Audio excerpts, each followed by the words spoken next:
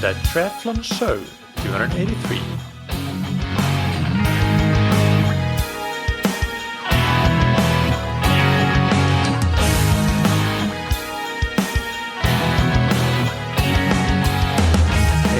what's up everybody, and welcome back to another episode of That Triathlon Show, the podcast presented by scientifictriathlon.com. I'm your host Mikael, and on today's episode, I'm happy to welcome back Coach David Tilbury-Davis. This episode is a bit of a different kind of episode. It's not strictly an interview, more so a discussion where David and I sit down and talk about how coaching and training principles seem to be evolving, and things that we've been thinking about. Well, specifically, David has been thinking about them and let me in on that. And then I have started learning about these same things myself. So if you want to pin me down and ask me, well, what is the actual topic of the episode in less vague terms, then I would say that it's about training, learning and performance frameworks and how they are evolving and evolving from the traditional type of training that has been done in endurance sports. And these frameworks are already used in many other contexts and sports outside of triathlon, but we will talk about how these frameworks can be used in triathlon or generally in endurance sports settings, which hasn't really been talked about much anywhere that I've seen. And we do appreciate that this is a different kind of episode and it won't necessarily be everybody's cup of tea. That's okay. But I think for many listeners, it can be quite eye-opening and a much more unique episode that actually makes you think and reflect about things that you do in your coaching or in your training for that matter. So I hope that many of you will enjoy it and will find it useful. Just a fair word of warning. It may take a little time to digest all of these things and let it sink in. But before we get into the episode, big thanks to our sponsors, Precision Hydration. Precision Hydration create electrolyte products that you can use to match your individual sweat sodium concentration. So if you are somebody that loses a lot of sodium, you can get a highly concentrated sodium supplement. And if you are somebody that loses less, then you can use less. And especially as races get hotter and longer, this becomes a crucial part to get right to be able to maintain performance for the entire duration that you will be out there on the race course. But even in training, when you're training, especially at high volumes, and to be able to recover properly from session to session, it can make a difference if you make sure that you don't run too low on your sodium, and having sodium in your hydration is a key part of that. You can get 15% off your Precision Hydration products with the promo code THATTRIATHLONSHOW15. And thank you to Roka. Roka are the world-leading manufacturers of wetsuits, trisuits, swimskins, goggles, high-performance eyewear, and prescription glasses and sunglasses. Today I want to make a product highlight of Roka's trisuit, the Gen 2 Elite Aero trisuit. The Gen 2 trisuit is designed to provide the optimal balance of aerodynamics, race day function, and premium comfort for triathlons anywhere from sprint to Ironman distance. It has been developed for aerodynamics and thermoregulation in the wind tunnel and out in the real world in the hot conditions of Texas, where Roka is located. They have the arms of technology that they also have in their wetsuits integrated in the trisuit itself, so that you still retain that same shoulder mobility that you get from the wetsuit's arms of technology, and you don't have your trisuit be the bottleneck for that. And this is a pro tip that I would give to all the listeners. When you're practicing open water swimming, use your trisuit and your wetsuit to make sure that you know that feeling, because on race day you won't be swimming with just Speedos or a swimming suit and the wetsuit. You will have your trisuit underneath. So make sure that you're familiar with that feeling, and because it might just be different from using a wetsuit with no trisuit. But I'm happy to say that with the Gen 2 Elite Aero trisuit, that's not a problem at all. It's designed to be perfectly comfortable in the water under the wetsuit as well. You can get 20% off your Roka order with the promo code that you can get on roka.com/TTS. And one more quick piece of housekeeping, just a reminder that until the end of April, we have a launch promo for the newly launched Advanced Olympic 71.3 and Ironman training plans. that you can find on scientifictriathlon.com/plans. So they are available until the end of April for 60% off. Go to scientifictriathlon.com/plans to find out more information about that. Now, without any further ado, let's get into this episode with Coach David Tilbury-Davis. Today, we have David Tilbury-Davis back on the podcast. Hi, David. How are you doing? Not too bad, Mikael. How are you doing? Doing good, thanks. For listeners that may not have heard your previous appearances on the podcast, do you mind taking a little minute or two to just give a quick introduction to yourself? Sure. I've been coaching triathlon for over 25 years now. Worked always with a handful of athletes around the world, mainly individuals that are extremely performance orientated. That doesn't necessarily mean only pros or only age groupers, but I think there's always the mindset has always been the same, whether they're a triathlete or a road cyclist or a mountain biker, and that's really how I've gained all of my coaching experience on different continents. I've lived in Spain for some time, coached there, lived in the US for about 6 years, currently live in Finland, and over those years I've coached athletes on 5-6 different continents, different languages. So sort of a broad base of experience. Yeah, absolutely. And just for those listeners that may not be aware, and for full transparency, you're coaching me in my own athletic career. So that's, we've known each other for quite a long time now, and have been working together for some time as well. And this discussion for today that we have is something that I think, when did you start learning about it? And can you just briefly introduce the topic? I think probably a good sort of 6 to 9 months ago, I really started to reframe how I was looking at the sort of development of athletes over the long term, and try and understand the fact that within coaching historically, we've and I talk in the context of sort of endurance sports.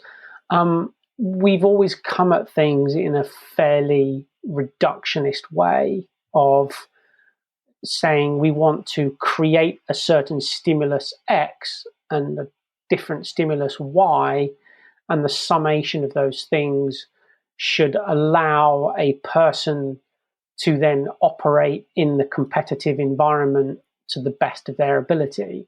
And that's become apparent to me as more and more of a supposition, and that actually, whilst in principle it's sound to take that approach, particularly early on in the developmental cycle, as an athlete gets more experienced and higher performing, suddenly you're trying to resolve increasing the performance capacity of somebody by maybe 1%, and so now you're not looking for 10 needles in one haystack in terms of physiological developmental tools.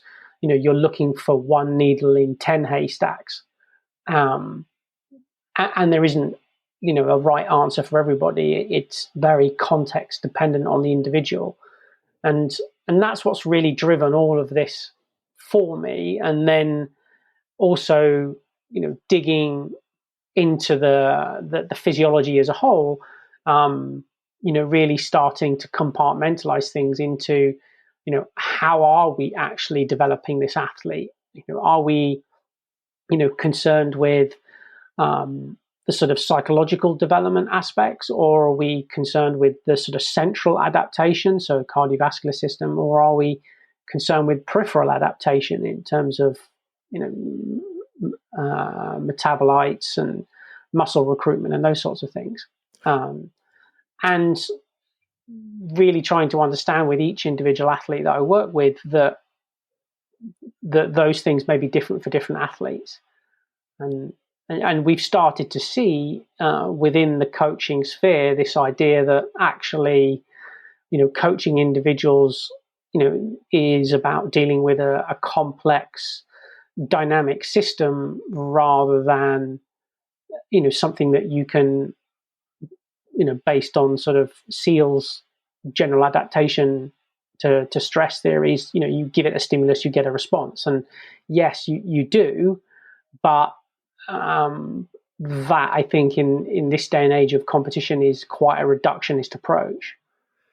So what I'm hearing you say is that basically the traditional approach has maybe been more of you impose a stimulus and you expect that maybe a component of the system will respond in a given way, and that's maybe your objective, and you work on perhaps several different components that you almost assume are independent of each other, and that's been the traditional way and maybe slightly reductionist way, but now you're looking at the individual in a more of from a holistic perspective, I guess, and realizing the interdependency between different components and system, whether we're talking about physiology or psychology, and how all those interact, and trying to use that perspective and that understanding to better develop the athlete. Is that right? Yeah, and they're not mutually exclusive. I think they sit on a continuum. A good way to understand it is, maybe somebody comes to the sport quite late in life. They have a somewhat athletic background, but they come to triathlon late in life. They're not, they haven't particularly been particularly active, but they have talent, for want of a better phrase. Really at that point, do you even need to get into the weeds of very specific physiological aspects of development, when really you just need to get them fitter? You just need to increase their VO2 max. So rather than worrying about, do we focus on developing their threshold? Do we focus on developing their lactate metabolism? Do we, those are two mechanisms that a coach might consider. But in reality, with this individual, you just need to throw, a varied amount of stimulus at this individual that's early on in their developmental phase, and let them just train consistently, under a variety of stimuli. Yeah. That might sound very simple. Just train. Maybe hard sometimes. What are the challenges with this, if any? Like, is there a catch? Yes. I mean, I think you can't get away from some basic rules of thumb of development. So, I've always used over the years. I've always used this analogy of, about being the own architect of your own house. And so, what I'm talking about there is, the foundations of your house are, your genetics, which you don't have much choice in, your sleep, patterns, your nutrition patterns, your stress management patterns, and then, the walls of the house. If you're trying to build yourself a mansion, you want big, strong walls. That's your structural stability. That's your conditioning status or developmental needs. Some people need to do plenty of conditioning work. Other people, based on age, sporting background, maybe don't at that point. And then you're getting into okay, well, how high is the roof? That's the VO2. Do we need to raise that in order to have a bigger house? And that simple model is just a snapshot of where an individual is at. And then you're very simplistically saying, well, okay, where do they want to be? So if they have a race in 6 months or 12 months, then you almost are wanting to do a gap analysis and say, okay, well, where does this individual want to be, in 6 months, in 12 months? and it might be something as etherish as fitter, faster, stronger, and that's great, and that can really drive some decision making in the coaching. But it might also be extremely specific, like, I want to be able to swim this time, I want to be able to bike at this pace, I want to be able to run at this pace, and so that sets that sets a pathway in place for a process of development for a coach or an athlete to then say, okay, well, that's where I want to be. Where am I now? So yes, initially it sounds very simple, but once you start to sort of go under the water of the tip of the iceberg, there's a lot of things to look at. But generally, early in the developmental cycle, you're really concerned about central adaptations, so just improving fitness. Yeah. So I want to go into that a little bit because you're still talking about things like central adaptations. So we're still looking at components of a system rather than just the outputs of the system or the system as a whole.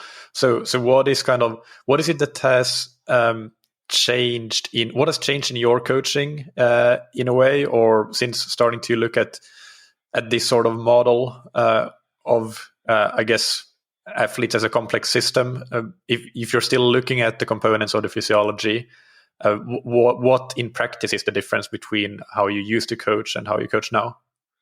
I think the biggest difference is contextualizing the workouts to maybe the adaptation that we're chasing after, or the scenarios that we expect to happen.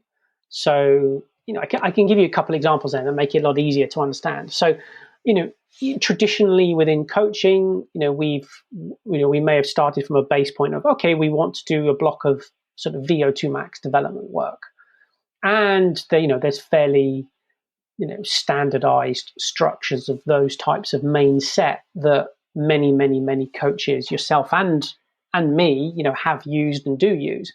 But then what I felt was more appropriate with more seasoned individuals and elites is to say, okay, well, we want to do this particular stimulus for a given reason, but actually what we should say is we want to do a certain amount of work at very high intensity, and we want to have a certain amount of recovery from that work to elicit a certain metabolic response.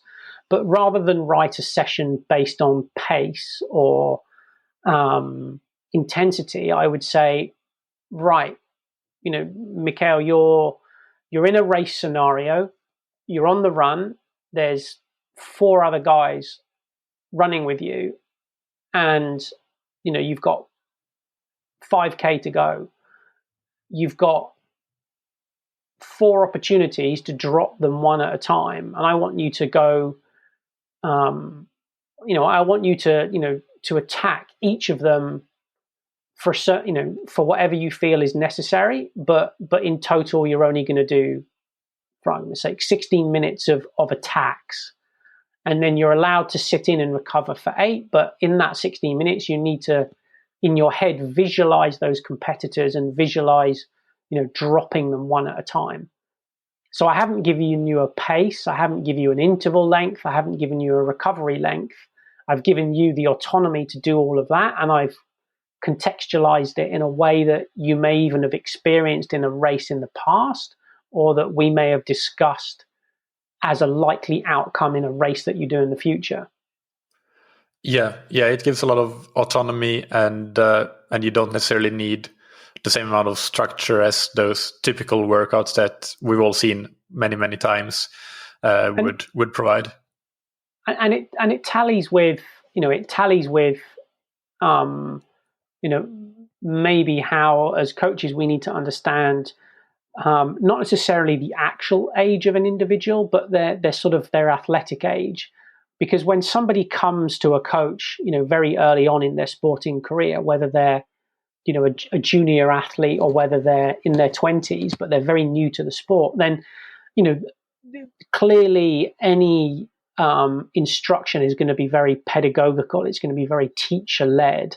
The coach is going to be designing the learning process, giving tips and guidelines on how to execute that process, providing motivation, setting clear boundaries and clear goals. As you get more experience, that becomes more self-directed learning.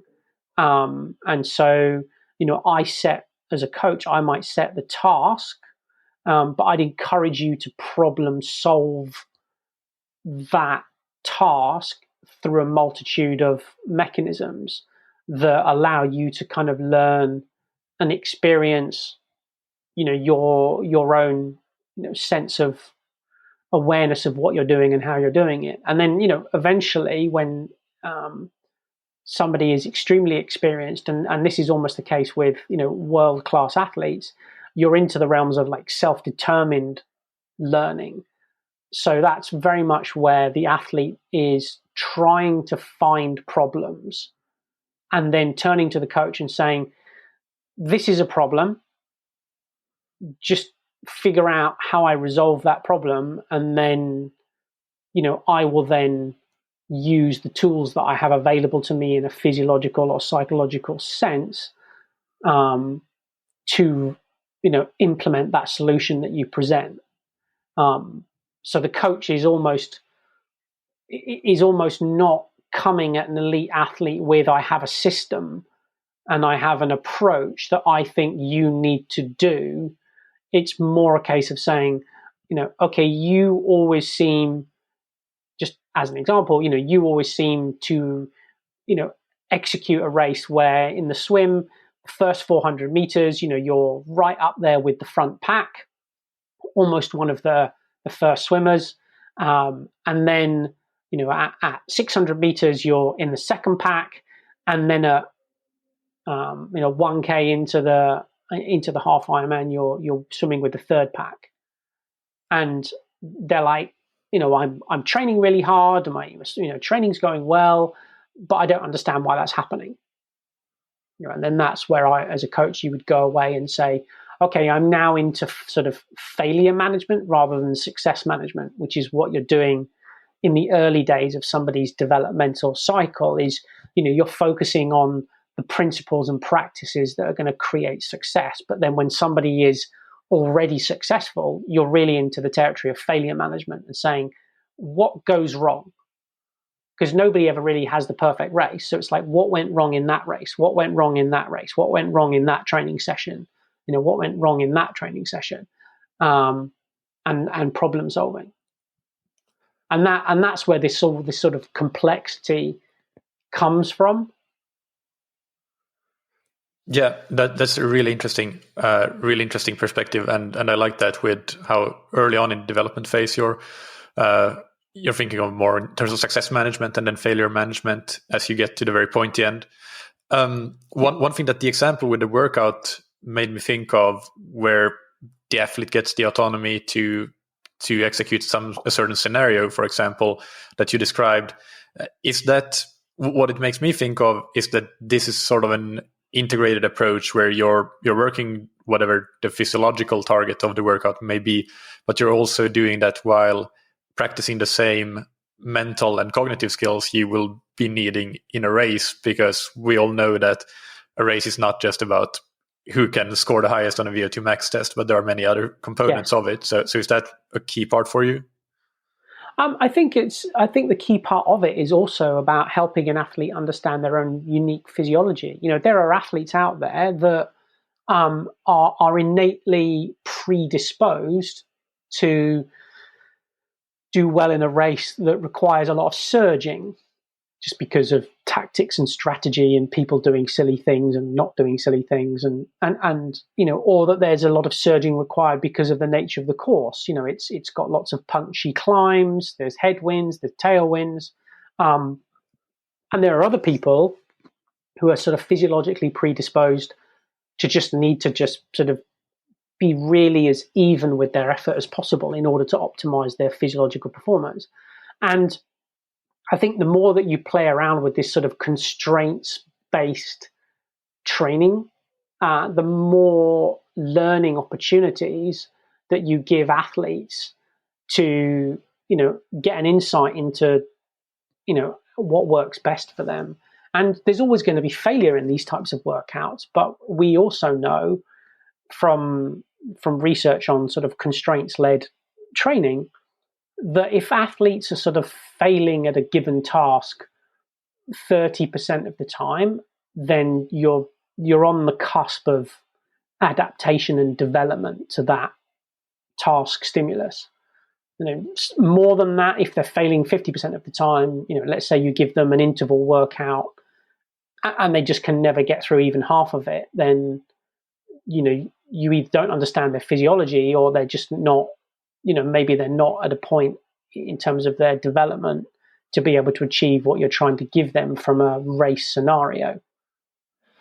If in these workouts that are constraints based, if you don't necessarily give a pace or power target to the athlete, how do you determine that it is a failed or successful workout? Is it when the athlete themselves come to the conclusion that, I was supposed to do 4 surges within this block, but I only managed 3, and then I was absolutely smashed. I just couldn't do anything that would look even remotely surge-like?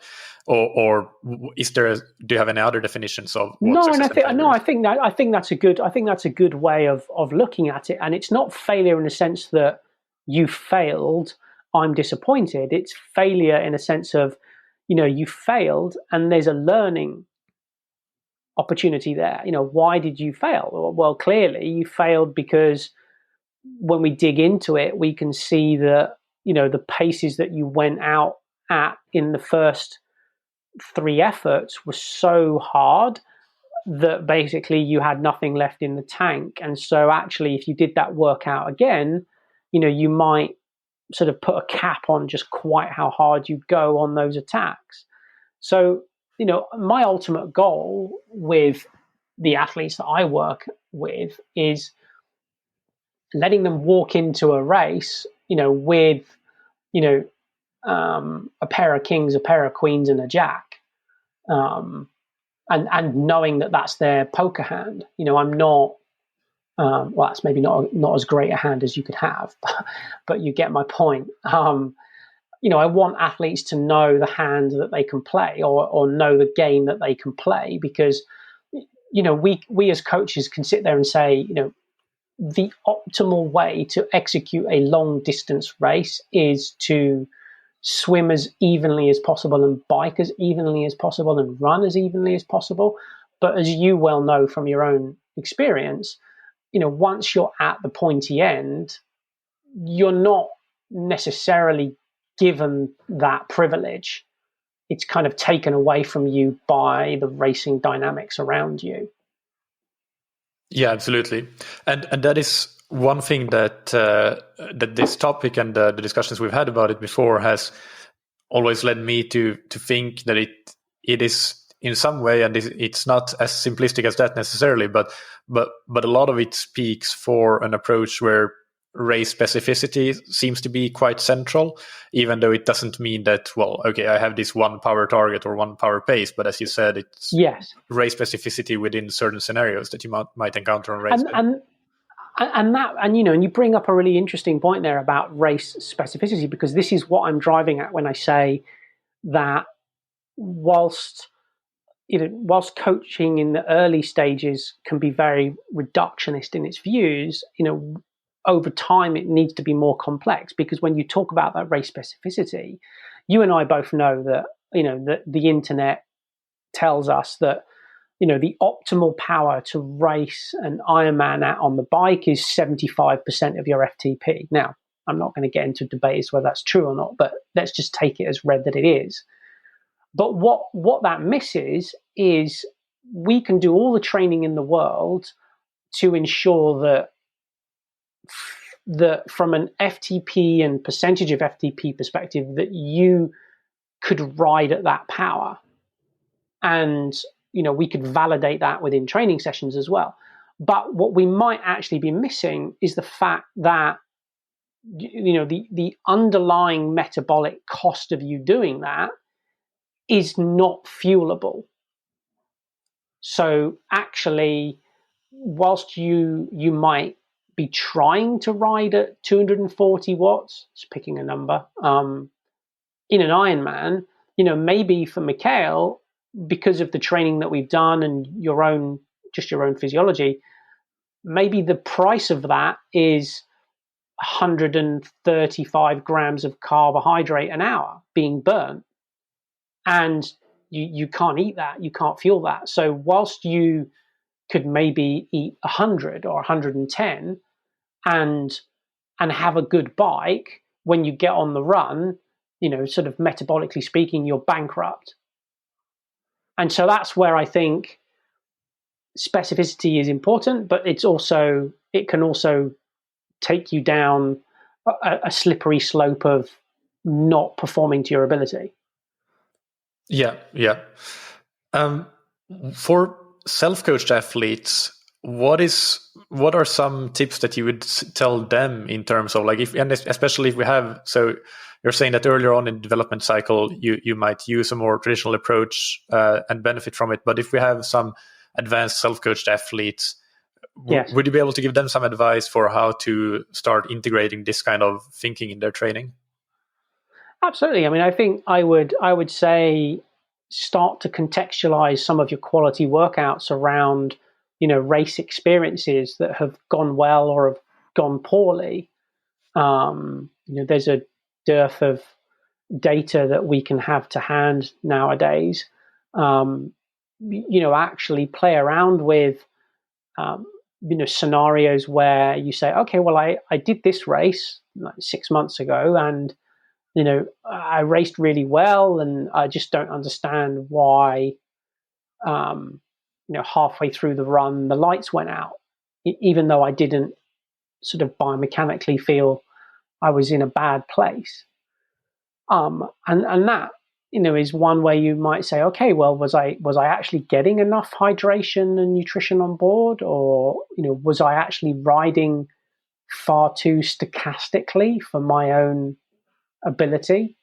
And that's where you might experiment and say, well, in that race I started and the run, and I wanted to run at 4.5 minutes per K, just picking a number, and but then after 30 minutes I had to dramatically slow down. And so then you might precede that with a bike session where you ride very steady, or you ride very stochastically, or you might precede it with a workout where you ride very steady and try and take on board more fuel, and then run and just pay attention to how your body feels, and how you respond to those changes in principles and practices. And then if you find a solution that works, that changes the problem, that fixes the problem, then go away and practice it.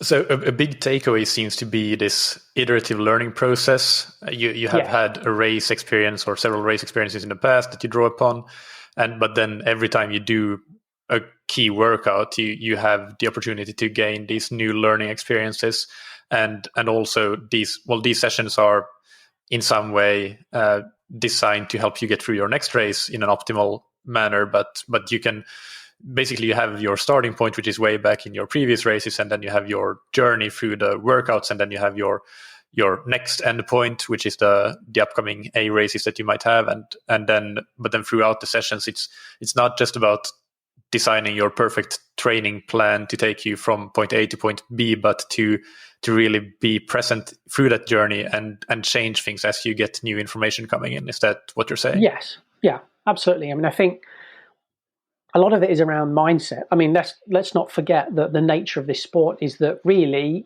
the absolute majority of the training needs to be aerobically orientated. What we're really, I'm not talking about the steak. I'm talking, what we're really talking about is, the vegetables on the plate. The steak is just solid aerobic work.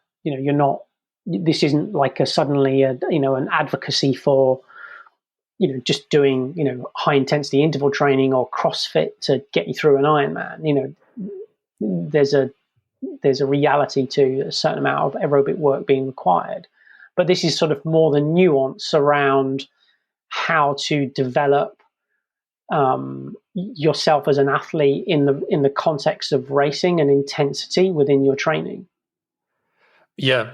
One of the things that one of the papers that we've discussed talks about is developing diversity potential as well. Yes. And I think that's quite an interesting concept to think of in terms of, again, one example that comes to mind personally is that, well, traditionally, a lot of the race specificity might be oriented towards one specific steady power, and you go out and do 4 times 25 minutes for your half distance race pace or race power on the bike, or 3 times 50 minutes or an hour for your Ironman race pace, or whatever it may be.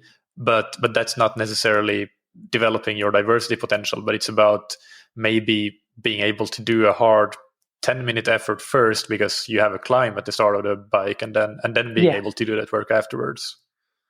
Yeah, so you're always trying to make sure you're not doing anything too extravagant. But the reality is, if you dial into a very specific pace and or power, you're operating at certain muscular contraction rates, and then you go out in the real world and you ride on a course where there's wind, there's gradient changes, and so actually you're constantly having to adapt. Well, it's better to have prepared for that scenario. So, a very simple one is the swim. If somebody naturally prefers quite a low stroke rate in the swim, but they're actually quite fit, then when they go and race, they find themselves in the midst of a pack. They're swimming on somebody else's feet. The water that they're trying to catch is, less aerated, it's less dense. So their hand is slipping through the water a lot quicker. So their stroke count, their stroke rate goes up. And that's something that they're not used to muscularly. And so whilst the fitness is there, it's almost like the capacity for the chassis to express the fitness is lacking. And it's this kind of problem solving that you're always trying to wrap your head around and do when you're thinking about things as like complex systems, rather than, as you say, I'm going to ride my Ironman at this power. I'm going to go out and do 4 times 20 minutes at that power, and then I'm golden.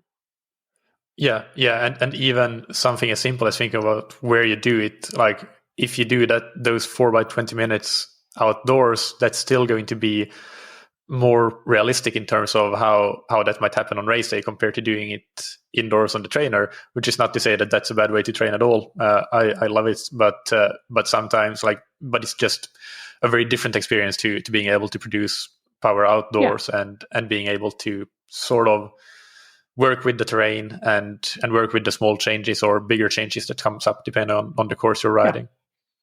Yeah. Absolutely.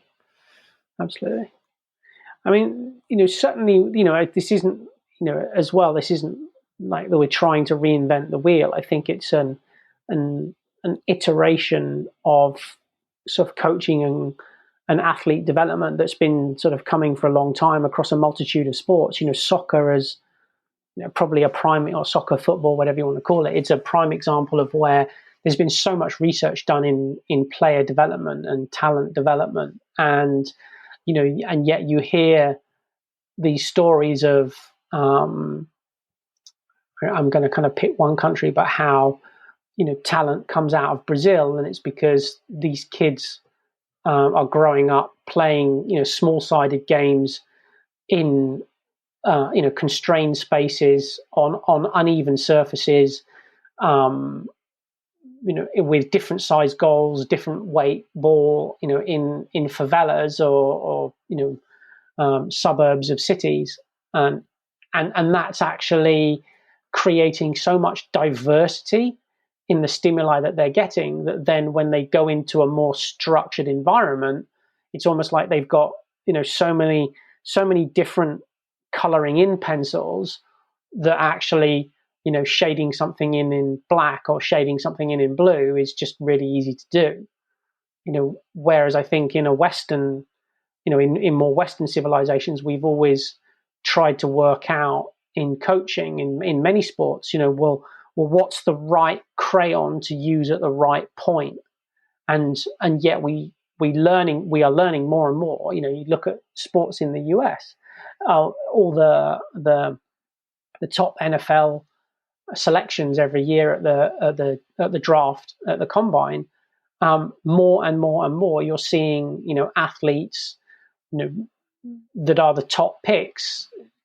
Also talking about how they excelled in baseball and basketball and track and field when they were high school kids, and high school's all the way up to 18. And so what that's telling you is just diversity and a broad range of stimuli is ultimately what works best. And there isn't an exact formula for that. It's not like you must use these different stimuli to create good athletes. It's just athletes need to be presented with lots of opportunities, and there'll always be athletes that will stand out from the crowd. Tiger Woods is the classic example of, was swinging a golf club when he was a tiny baby before he could even walk properly. And then at the other end of the spectrum, you've got Rafael Nadal, who didn't really get into tennis until he was a teenager. Yeah, for listeners that like reading or like books, David Epstein's Range is a fantastic book that talks about this. I think the football example is really, really interesting. I used to play football for a long time as a kid, and the comparison you make there between the Western football development system and Brazil, where it happens organically and in an unstructured way. What we used to do was passing drills, shooting drills, defense drills, all sorts of things, really.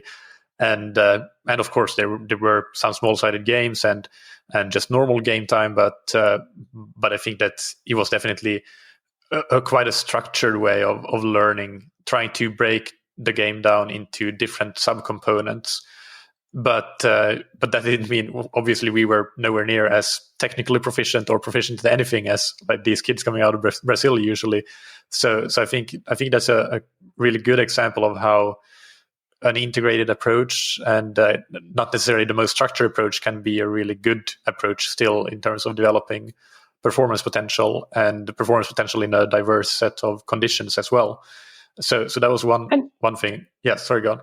And that's it's a good point that you make about a lack of structure, and it can, don't get me wrong, it can backfire. You do get some athletes who you present them with a training session where there's a quite significant amount of autonomy, and they just go, well, I'm just going to do this workout that you gave me in the past that's really, really, really structured and specific because that's just what ticks the box for me mentally. And that's fine, because also as a coach, I think that can start to tell you a lot about an athlete. That, okay, well, actually, the area of development for this athlete is coping with chaos, is coping with complexity, which they might encounter in a race scenario. And it's interesting that we're talking about stochastic racing or complexity or chaos in races that take anywhere from 3 hours and 40 minutes to 16 hours. But the reality is those things do still occur, and they just occur in different ways for different athletes at different stages of development. For an athlete that's very new to the sport and is just trying to get round their first Ironman, the complexity is the terrain and the weather conditions and the wind and the hydration, and those are the complexity factors for them. For an elite, there's even more. Yeah, I think one of the things that stand out to me as well is that I guess as a society and in triathlon, we have a very typical sort of demographic, both in terms of nationalities, but also in terms of personality types that are attracted to triathlon. And I think a lot of us are really, we like some sort of certainty or predictability. And I guess that's not maybe unique to triathlon, it's for humankind, but also in some ways it's a false sense of certainty that we think that we have a certain plan laid out, a certain like really rigid structure to something, and we think that okay, if we can diligently follow this, then we will be at exactly ABC fitness on race day and be able to do whatever performance we have been aiming towards.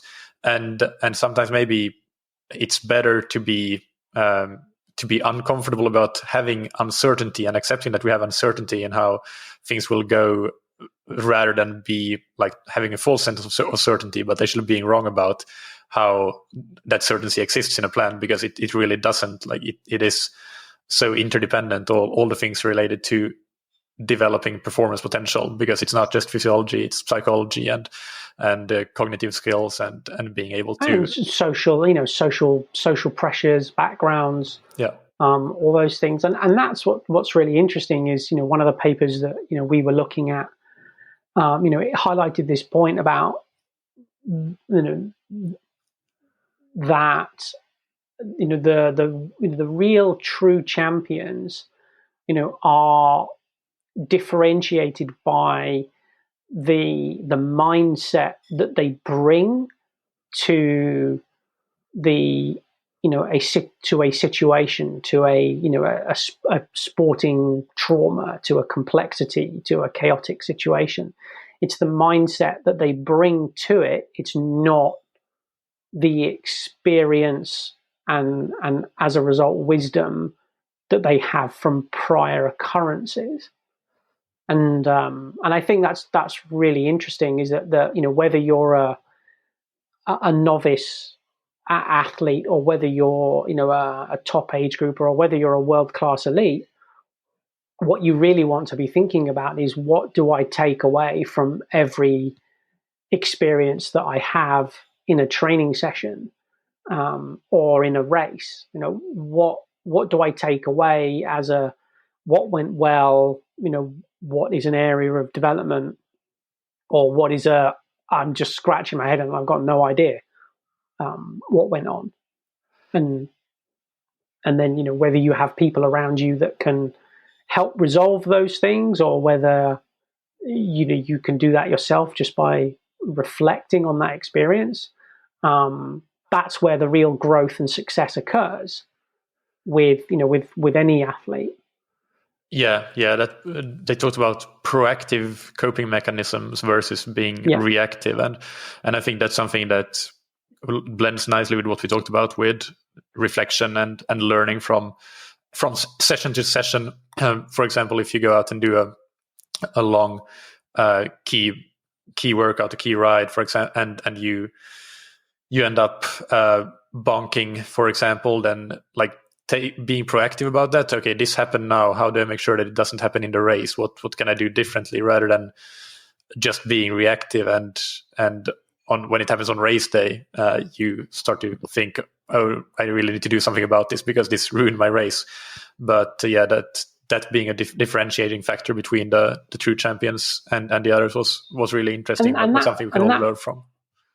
And that proactivity, it applies to everything that interconnects with performance. When we think of some of the things that female athletes have to deal with, I make an effort to understand how the menstrual cycle impacts on lactate metabolism, how it impacts on carbohydrate metabolism, how it impacts on hemodynamics.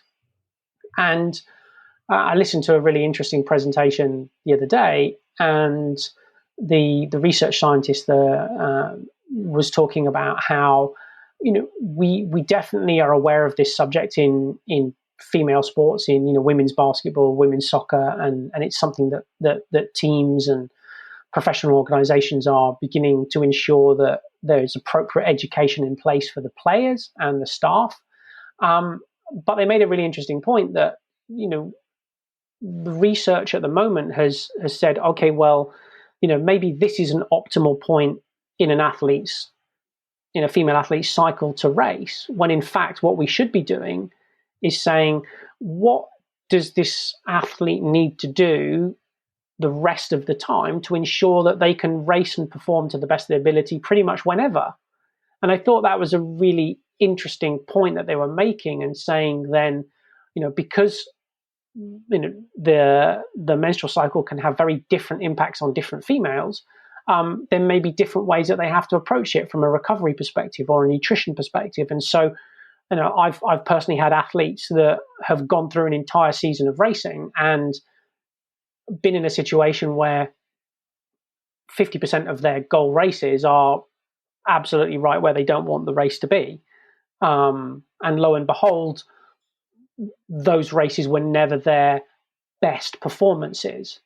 Now, on reflection, I would look back at that situation sort of several years ago and say it would have been really nice to know that actually maybe we could have done things in terms of nutritional strategies, actually day to day, week to week, that change week on week, that actually help that athlete perform to their best of their ability. So that, that's an example of sort of thinking outside the box about factors that impact on performance, and managing those in a proactive way that's going to actually improve an athlete's ability to perform.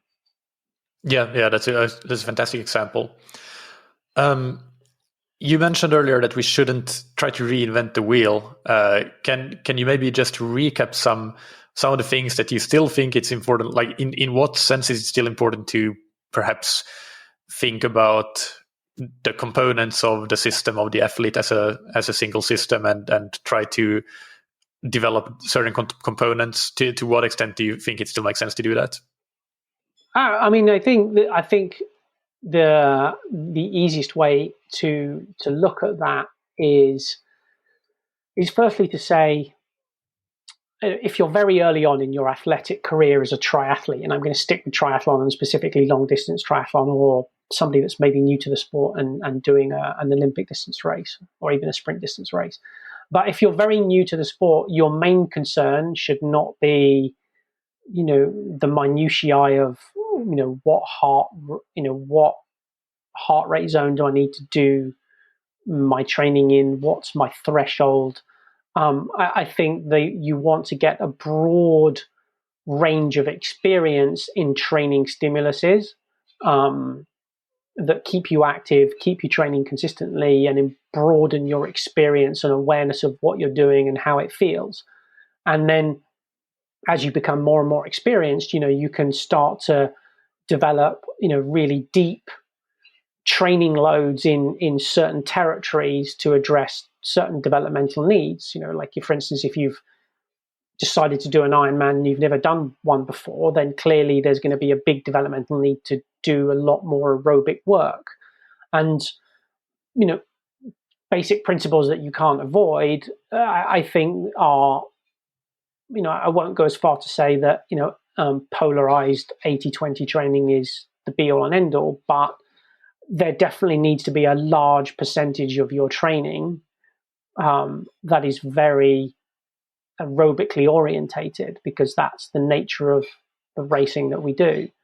And then everything after that is sort of contextual to your development needs and the racing that you're going to do. So a good example that I use in that is that if somebody has decided to do a half Ironman that's really, really hilly and hot, and they live somewhere that's in the northern hemisphere and very flat, then you definitely need to get creative around working out how you're going to excel in that very different environment. Yeah, that's a great summary. And one thing that I also wanted to ask you is if you feel that, and I kind of touched upon this earlier, but do you feel that we generally have perhaps an overly confident view in like a very rigid structured approach, or and not really, but lacking maybe some creativity, for lack of a better word, in how we design training and how we go about executing the training as well? Yeah, absolutely. I mean, I think coaches, and I'm included in this, I'm not sat here being all high and mighty. I think for many years we've chased after the sort of perfect periodization, and there isn't really the perfect periodization. There's some athletes will need certain amounts of rest on certain intervals than others. Some individuals need to be a lot more careful with high mileage running than others. So I think trying to figure out the perfect solution is not a great place to be nowadays as a coach. Whereas I think understanding basic principles and the fact that you want to create the ability to move well before you want to create the ability to move well at high speed and power, before you create the ability to move well at high speed and power for a long period of time. I don't think you can suddenly jump to the end of that analogy and expect people to excel. Yeah, I think that is a great take. And in addition to searching for the perfect periodization, these days I think we see a lot of discussions around what is the perfect training intensity distribution. Also, what is the perfect workout to improve this and that, or the perfect workouts. And I think that's something that our discussions over the last couple of months around this topic has made me think about a lot, in terms of like really not looking so much for perfection in any way, but also when I started to think about that, I started to think about why is it that we always look for the perfect solution for a physiological problem when physiology is not the only thing that matters when it comes to race performance. And exactly. And I kind of think that we tend to maybe sometimes overestimate physiology, and we don't pay as much attention as we should to things like psychology. No, I mean, you're absolutely spot on. And with the situation that we've been in, I say we, I don't mean the royal we, you and I just mean generally as society with COVID, over the last year, what we've seen is the evolution of changes in athlete adaptation due to the sort of the mental fatigue of training for long periods of time without a known sort of line in the sand in terms of when they're racing, and or having to train in a sort of a lockdown type scenario and not knowing when that's going to end. And so you can have the perfect training plan for the circumstances, but if you discount the fact that it might be mentally really taxing under those circumstances that it's being executed, then you find yourself in a situation where you're scratching your head and going, well, why didn't I get the adaptation that I was expecting? And so, one research scientist I know, who's also a coach to world-class athletes, uses this phrase of sort of psychosocial biological performance, and I think that's a good way of looking at it. And depending on the individual, you may weight certain aspects of that phraseology in different ways. Yeah, absolutely.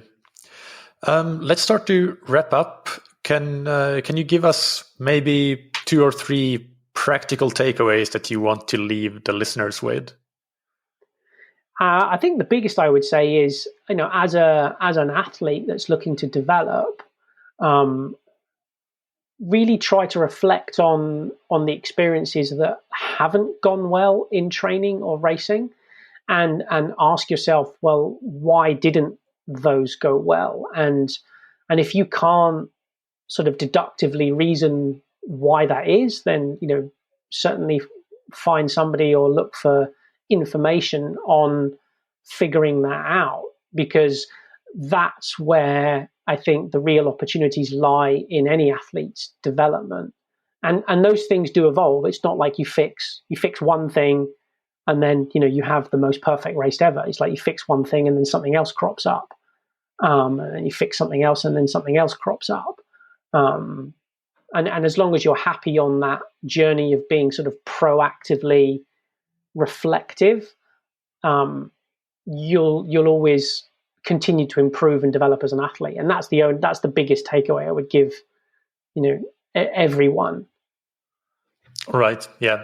And then I'll just chime in with mine, which I probably would say that for me, it's to train according to different scenarios that you might encounter on race day, and make sure that you add that in and get a relatively frequent exposure to that sort of training, and making sure that it's trying to get a diverse set of that as well, and not having sort of too many constrained preconceived notion of what the race is going to look like, because it's unlikely that you're able to go at a super steady 250 watts for the entire race, but really think about, well, what is this race actually going to look like, and what can potentially happen that I might not have thought about yet, but training for that as well.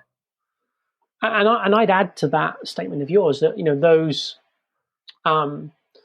those constraints to the training, might also be environmentally driven or competitor driven, based on one's experience or one's intentions of racing. So going back to that example of terrain, course, heat, humidity, wind, all of these things, you can get creative around figuring ways to develop awareness of what those environments are going to feel like, not only just the racing intensity and how that executes. Yeah, that's really great, and really agree with that. Finally, we have discussed a few papers that we've looked at, and I will link to them all in the show notes for this episode. So you don't need to mention them here specifically, because they will be there, and I can mention them in the outro of the episode. Is there anything else that I'm not aware of that you have looked at that you would consider a good recommended resource on the topic for people interested in learning more and reading more? I think going back to the psychology of racing, I think a really good resource that's been on my radar for a long time, and I've actually had quite a few athletes turn to it recently, particularly because of sort of the COVID situation has sort of made them really sort of look at what's driving them to perform, and that's Carol Dweck's book, Growth Mindset. Yeah, that's a good recommendation. I think one thing that is a bit sort of vague and unstructured is I find that listening to interviews with pro athletes is quite intriguing, in that you don't always get the specific training program or anything, and that's not necessarily that's not what I listen to those interviews for anyway.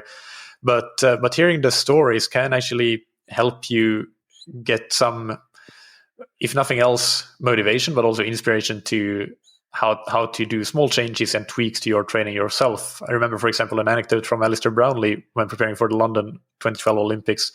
On a podcast, he was saying how every single run, and I'm not sure if he meant every single hard run or every single run period, he ended with a 100-meter all-out sprint, because he thought that was what the race is going to end like, and he just was really prepared for that. And I think that, well, pro athletes, that they maybe don't do everything right, but there are things that we can learn from them, and so just listening to that and with an open mind, I think, and maybe trying some things out and see if it works for you and your scenario, that can be another interesting resource.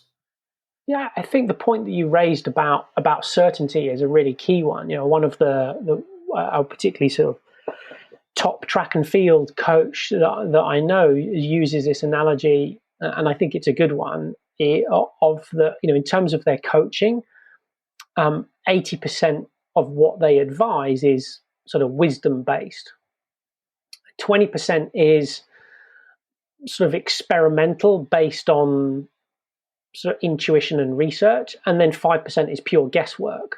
And I think, when you've got world-class coaches saying that, then it kind of reminds you that it's not necessarily good to chase after certainty in what you're doing, because it just doesn't exist. And I think when you look at professional athletes as well, I would caution that sometimes the impression you can get is that what's worked for the mechanisms by which this person has become world class are things that I can apply, and the reality is invariably not that. And there's a really good book by a guy called Todd Rose called Dark Horse, and that's a really great read around actually getting to the top in whatever endeavor it is that you're choosing to pursue can actually be pretty messy, pretty chaotic, and involve quite a lot of failure.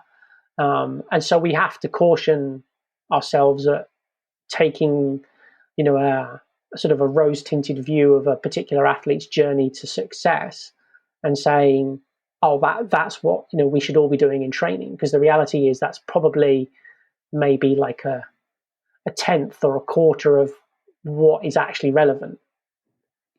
Yes, no, that is absolutely true for sure, and it all needs to be considered on an individual level and applied, I guess, scaled or adjusted for what the individual's goals are and ability level. All right. So, David, where can people follow you, and what you got going on? Do you have any?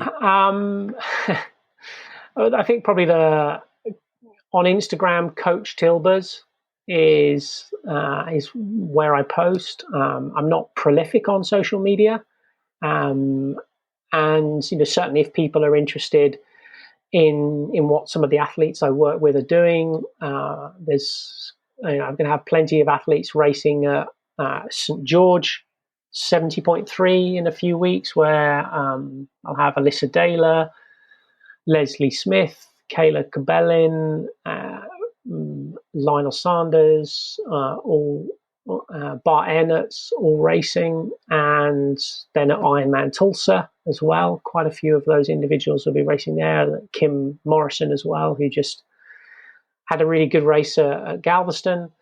Those are probably, if you're looking to see what some of the athletes are doing, those would be two races to follow and look at what they're up to. Great, yeah, good luck to all of them. All right, that's it. Thank you so much for coming on and having a chat. Very much appreciated, and I'll talk to you again soon. Take care. I hope that you enjoyed that discussion with Coach David Tilbury-Davis. I want to make some commentary here at the end of the episode. David and I are both very aware that this episode is quite a bit different than what we've done in the past. And honestly, it's very different to any episode I've ever done on this podcast, I would say. So as I said at the beginning, it can take some time to digest this information and let it take that time, maybe listen to it again. But I think that it can open up your mind and your thoughts and make you think about things. And that's the goal of it at the end of the day. A couple of points that I want to highlight here before we wrap up is that we're talking about an evolution in coaching and training, not revolution, not radical change and throwing everything out and starting from scratch. We're essentially just describing one particular framework or set or a set of frameworks that can be complementing the traditional style of endurance training. It's not a binary choice between completely different approaches. It's another tool in the toolbox. So in your evolution as a coach or as a self-coached athlete, perhaps. Another thing that I want to discuss is that if you think that we were a bit vague in this discussion, then you are probably right. And there are several reasons for this. First of all, we decided to have this be an organic discussion rather than the more typical interview style that I normally do. And that meant a lot of jumping back and forth between topics for good and for bad. And the good part, I think, about this was that we really managed to avoid, I think, all or almost all jargon that could easily have worked its way in if we had discussed this from an interview perspective, maybe discussing things that we can find in the literature and so on. But on the flip side, maybe it was a bit unstructured, or it definitely was more unstructured than a normal interview. So that may cause it to be a bit more vague in that sense. But hopefully we provided enough examples to highlight some of the key points anyway. Another thing that I think is important to note is that we definitely don't pretend to have all the answers or have a guidebook or a formula to coaching or training. And I mean, these particular topics or frameworks of training that we discussed here, David has been exploring these topics in both practice and in theory for many months already. I'm personally far behind his level of expertise, but even if we had both had years to work on it, the episode might still have sounded the same, because an important part of this evolution of coaching that we're describing is that the role of the coach can be seen as co-discovering with the athlete and not just be there to provide solutions, but be there to discover with the athlete, together with the athlete, and also be the one who designs a learning environment for the athlete. But then the athlete and the constraints that the environment poses, they become really, the athlete finds their own solutions within that constraints-based learning approach. So it's very much iterative and depending on the athlete feedback from the coach's roles perspective. And just to finalize with one more thing that I already mentioned, but the purpose of this discussion is simply to make you think and reflect. So if our discussion achieved that, then in my mind, it served its purpose. And it probably will be the kind of episode that many listeners might not find very interesting or useful or practical. But I hope and believe that for maybe a smaller group of listeners, that it can be really, really unique and eye-opening, and perhaps one of the best episodes they've ever listened to. So I hope that it maybe achieved that for a smaller group of listeners.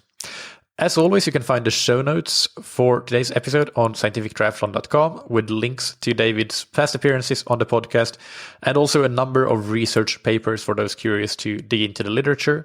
Just a word of warning that some of them are quite jargon heavy. That's not to discourage you from reading them, but it's just to say that if you don't immediately recognize how they relate to what we discussed in this episode, it's because we tried to cut out all the jargon from our discussion.